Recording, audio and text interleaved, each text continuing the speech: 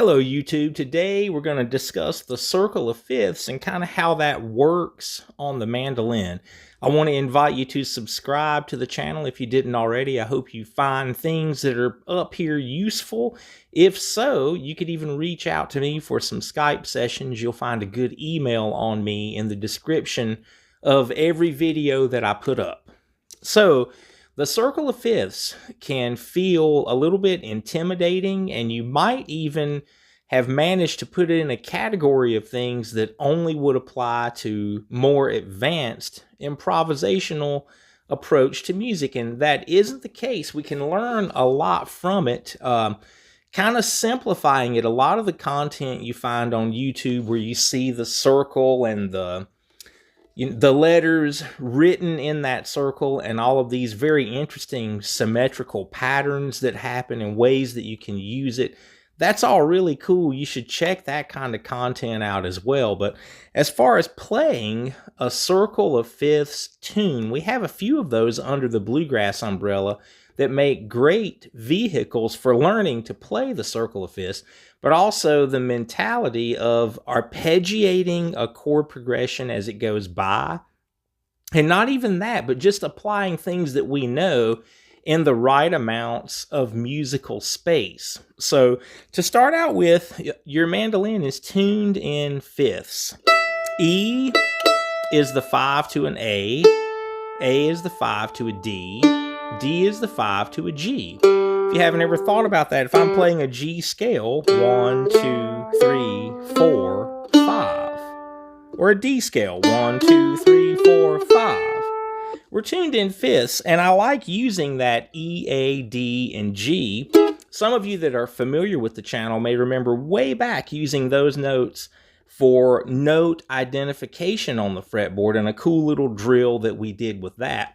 Well, even something as far back as that might help to kind of plant this seed of the circle of fifths. So, if you've played bluegrass and you're familiar with chop chords, or if you just happen to have good enough note identification, you would recognize E in this position of the neck, because you know that the 9th fret of the G string, that's an E note.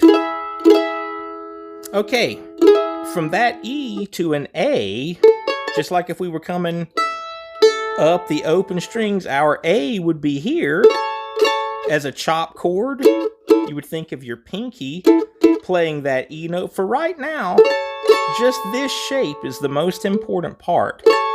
Now above that A, we have a D. So let's turn that note into a chord. And then from the D to a G. So let's make a G chord. Same way. Not really worrying about that pinky note that we would use in Bill Monroe's chop chord. So if I were to play those, E is the 5 to A, is the 5 to D, is the 5 to G. So now instead of the single notes, we actually have those chords. Okay, let's take it a step further. I'm going to play the arpeggio that would represent each of those chords, relying on that Bill Monroe chop shape, E. I have a number of videos up that talk about arpeggios. If you're not still following along with what's happening here, you might want to check some of those out and then come back to this video about the circle of fifths. But anyway, we have E from the 9th fret of the G string, now A from the 7th fret of the D string, now D from the 7th fret of the G string, and then to G,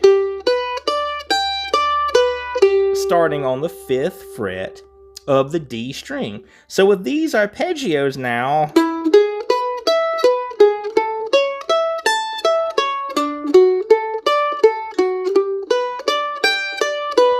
I can practice arpeggiating this chord progression.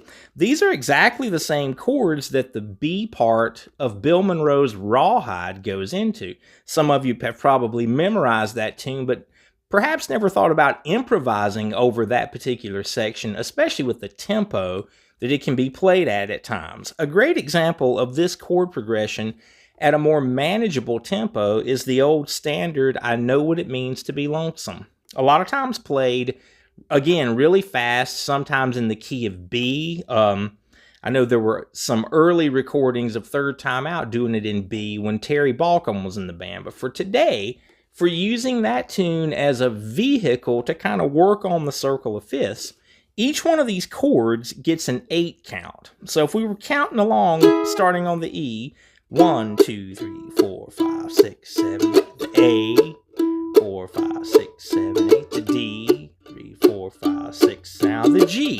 There's an 8 count there. I'm going to play over that.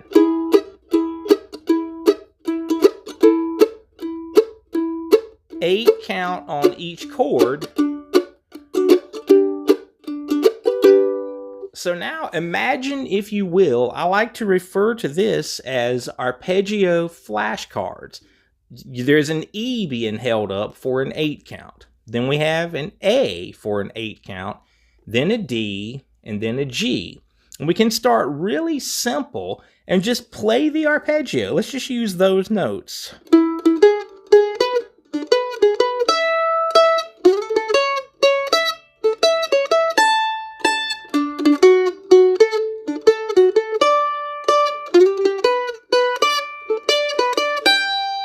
Those were just notes of the arpeggio. As we're a little more comfortable with that, hopefully you're not having to count those 8 counts that go by. You're just able to feel that amount of musical space.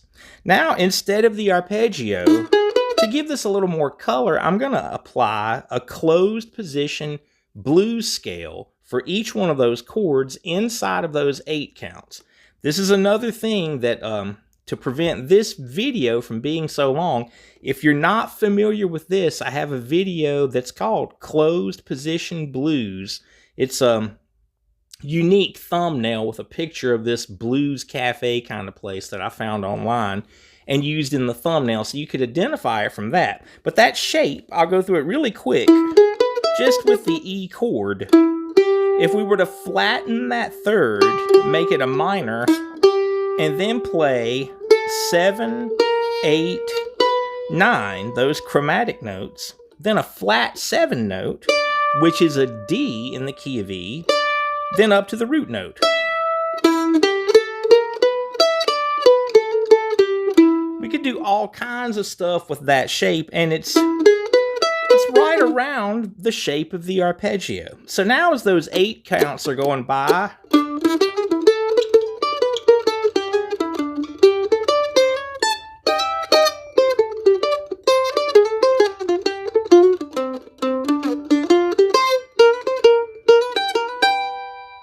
you could see a lot of slides, a lot of embellishment, and so much more color happening as I played over this circle of fifths. So now you want to incorporate, don't think that it just has to be eat your vegetables devices that we put in those 8 counts. Anything that you've ever played in that key, I'm just using E because it's the first chord that we're playing over. There's an entire world of E that includes all of your experiences with that chord. If you had played the intro to Jimmy Martin's Hold What You Got, that could cover the E chord. Now we could play the tag to a fiddle tune in the key of A. Now the Arkansas Traveler lick in D into a Bill Monroe lick in G. Those are examples of things in those 4 chords that you probably have played or that you've heard. Those could be licks, if you wanted to think of it that way, or phrases that you're familiar with in those chords. But this is very much, in a nutshell, the circle of fifths. And as you can see, this isn't really about playing I Know What It Means to Be Lonesome. It's about the skill set of following a chord progression as it goes by and applying information that you happen to know is going to work. That information can come from your eat your vegetables type fretboard studies that you've done, or just experiences that you've had memorizing instrumentals or lyrical tunes. But playing these progressions can greatly help your ability to just move around on the fretboard, take advantage of all the different neighborhoods of the fretboard, and play the full range of your mandolin. So hopefully this is a nice introduction into this thought if you haven't ever thought about it before. And you can expect a follow-up video when I talk about a world of each chord. That's going to be, I'm not going to call it part 2 of this video because it's a standalone topic, but it'll be a great way maybe to even take that thought a little further, and that'll be the video that I release after this. I hope this was a help.